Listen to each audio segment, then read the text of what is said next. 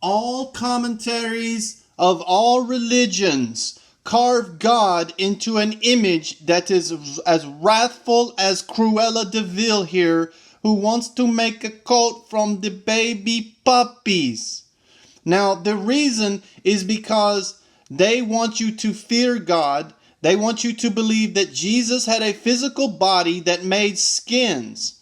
But I want you to note that the new translations are even trying to change the word skins to skinned so that they can have this wrathful image of God. So you get your new translation, and the only time they'll have the word skinned in the Bible is this time with Adam and Eve. Now they are really stretching it, because in the text it says also he made, and made is in the text in the old original Hebrew, made, and skins is in the original. Now, every time that the 180 times that skins is in the Bible, it tells you what animal is being skinned, badgers, etc. This is the only time it does not tell you what animals was being skinned, because the coats he made was of their skins, of their hair. When it says he made also, it means that he had done it previously with the other animals. And so also note that they had made clothes of fig leaves. And if God made them a coat that can come off easier than fig leaves, what did he do for them? Nothing. They had another piece of clothing and they were still naked. So God made them clothes because of these two reasons. Because he did not mention what animals is skinned, and because they already had clothes. And when you study the original, you get the word made has to be in there. So the new translations remove the word made from the Bible's text, and they put skinned in there instead of skins. And so the King James will show you the truth about this if you look this up in the King James, but the new translations will not. Now, also they try to carve images for God throughout the Old Testament. One of the major ones is the burning bush. It was an angel, and when it says it's God, he says that I am thy father's father's father.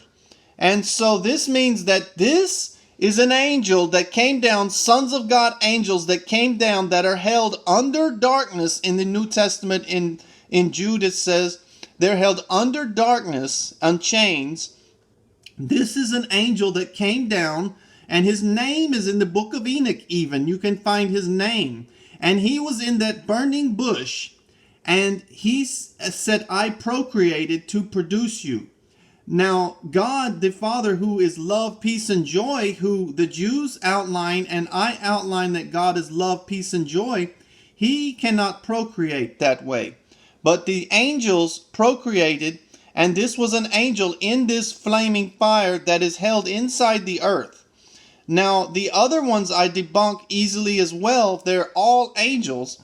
But in the mount, when it says that Moses saw the backside of God's glory that moved in front of him, and he hid in the cleft of the rock, this was not the backside of Jesus. This was the backside of God's glory, okay? Note that. It was not the backside of a being and someone's back. And so that is not a body.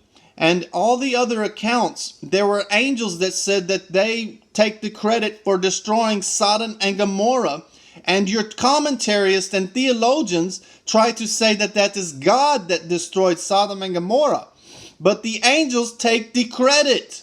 And it was angels that delivered the message. Small L, lords.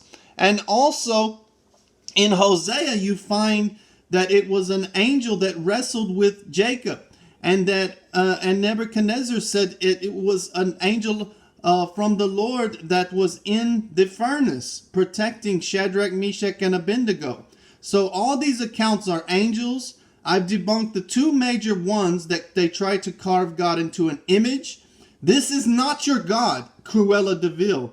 This is not God. He does not kill us, slay us, and skin our skins and burn us up. He does not do that. So understand what I say is the truth, and that these examples I give you are truth, and you can find them in the King James Bible.